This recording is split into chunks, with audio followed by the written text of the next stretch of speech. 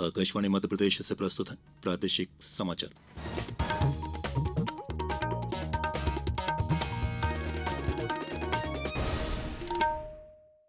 नमस्कार, समाचारों के साथ मैं प्रशांत सेंगर। सबसे पहले इस बुलेटिन के मुख्य समाचार। अखिल भारतीय कालिदास समारोह का शुभारंभ आज उपराष्ट्रपति सहित अन्य विशिष्ट जन भी होंगे शामिल। शिक्षा नीति पर केंद्रित 2 दिवसीय राष्ट्रीय कार्यशाला आज से नई दिल्ली में। मध्यप्रदेश के बुदनी और विजयपुर विधानसभा क्षेत्रों में उपचुनाव के लिए कल होगा मतदान, तैयारियां पूरी। और महिला एशियाई हॉकी चैंपियनशिप में आज भारत का मुकाबला दक्षिण कोरिया से। और अब समाचार विस्तार से।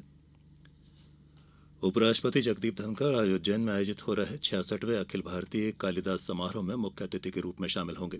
इस आयोजन में राज्यपाल मंगूभाई पटेल और मुख्यमंत्री डॉक्टर मोहन यादव भी शामिल होंगे। समारोह का शुभारंभ शाम 4 बजे होगा, जिसमें सांस्कृतिक कार्यक्रम भी प्रस्तुत किए जाएंगे। इस क्रम में 13 नवंबर को 10 बजे महाकवि कालिदास के साहित्य में पंच महाभूत विमर्श पर आधारित राष्ट्रीय शोध संगोष्ठी का प्रथम सत्र, दोपहर 2 बजे विक्रम विश्वविद्यालय के अंतर्गत राष्ट्रीय शोध संगोष्ठी और शाम 5 बजे पंडित सूर्य नारायण व्यास व्याख्यानमाला का आयोजन किया जाएगा।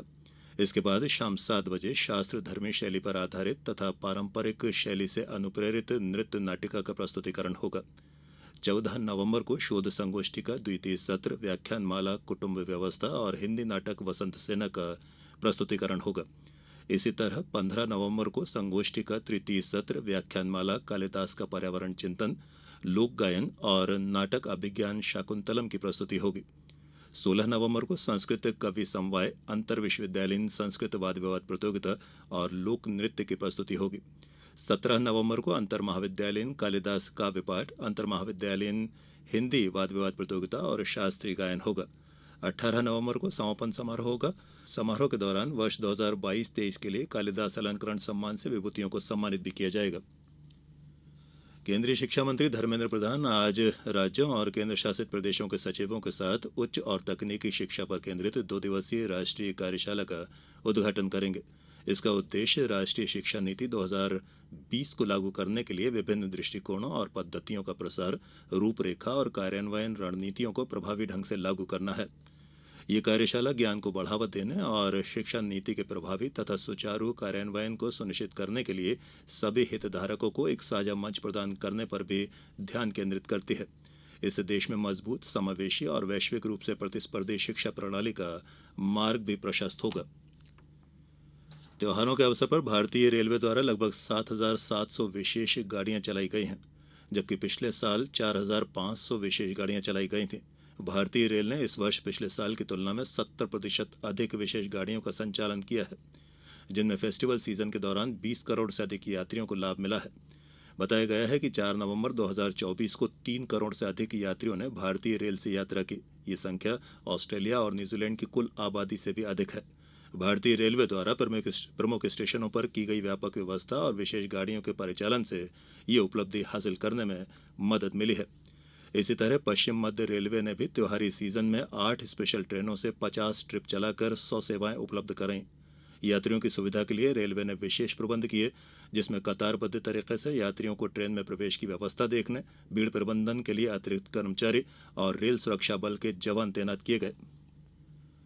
महिला बाल विकास मंत्री सुश्री निर्मला भूरिया कल किशोर न्याय बोर्ड और बाल संरक्षण समिति के नवनियुक्त सदस्यों के ऑनलाइन प्रशिक्षण कार्यक्रम में शामिल हुई। इस अवसर पर उन्होंने कहा कि बाल कल्याण समिति या किशोर न्याय बोर्ड के सदस्यों को कई अधिकार प्राप्त हुआ करते हैं। बच्चों के सर्वोत्तम हित में न्यायोचित निर्णय लें, ये सभी से अपेक्षित है। मंत्री सुश्री निर्मला भूरिया ने कहा कि बालकों की देखरेख एवं संरक्षण संबंधी किशोर न्याय अधिनियम 2015 एक व्यापक कानून है, जो किशोरों की समृद्धि और विकास के लिए न्याय और अवसरों की व्यवस्था करता है। 3 दिवसीय प्रशिक्षण कार्यक्रम के पहले दिन प्रदेश के 17 जिलों में नवनियुक्त बाल कल्याण समिति और किशोर न्याय बोर्ड के अध्यक्ष एवं सदस्य तथा जिला बाल संरक्षण इकाई के 54 नवनियुक्त कर्मचारियों को ऑनलाइन प्रशिक्षण दिया जाएगा। पश्चिम नेपाल के खरगोन जिले के ऐतिहासिक एवं गौरवशाली प्रसिद्ध पर्यटन स्थल महेश्वर में लोकमाता अहिल्याबाई की 300वीं जयंती पर कार्तिक पूर्णिमा से निमाड़ उत्सव का आयोजन होगा। ये 15 नवंबर से 17 नवंबर 2024 तक आयोजित होगा।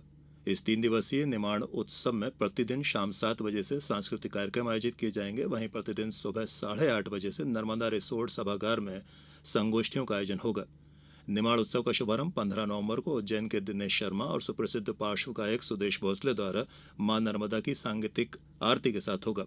इस दौरान शाम को सुगम संगीत की प्रस्तुति मुंबई के सुप्रसिद्ध पार्श्व गायक और उनके साथियों द्वारा दी जाएगी। इसी क्रम में 16 नवंबर को शाम 7 बजे निमाड़ी गायन अंतर्गत लोककंठ की प्रस्तुति मनीषा शास्त्री, राखी बांके, सोनाली ढाकसे, विकास शुक्ला और साथी कलाकारों द्वारा दी जाएगी। इस दौरान गणगौर, कर्मा, छाऊ, भांगड़ा और मलवाई गिद्दा सहित नृत्य की विविध प्रस्तुतियों का प्रदर्शन कलाकारों द्वारा किया जाएगा। समाचारों में अब वक्त हो चला है एक छोटे से अंतराल का। ये समाचार आप आकाशवाणी मध्य प्रदेश से सुन रहे हैं। ये समाचार बुलेटिन YouTube पर, Madhya Pradesh news all India radio channel पर और फेसबुक साथ ही X प्लेटफॉर्म पर AIR न्यूज भोपाल पर सुने जा सकते हैं।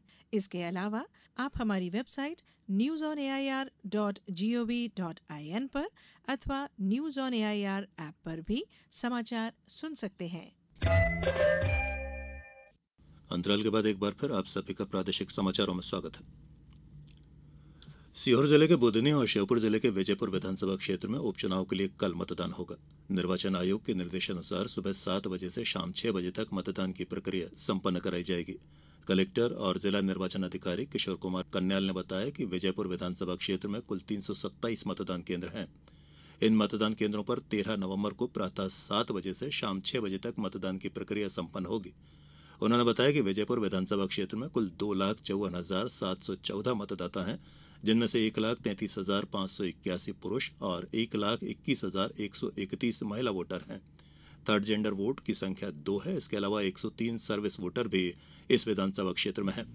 इस संबंध में कलेक्टर ने बताया कि निष्पक्ष और शांतिपूर्ण उपचुनाव के लिए व्यापक सुरक्षा प्रबंध किए गए हैं। हमने 164 इस बार क्रिटिकल बूथ्स बनाए हैं, तो मतलब 131 से बढ़ के 164 हो गए।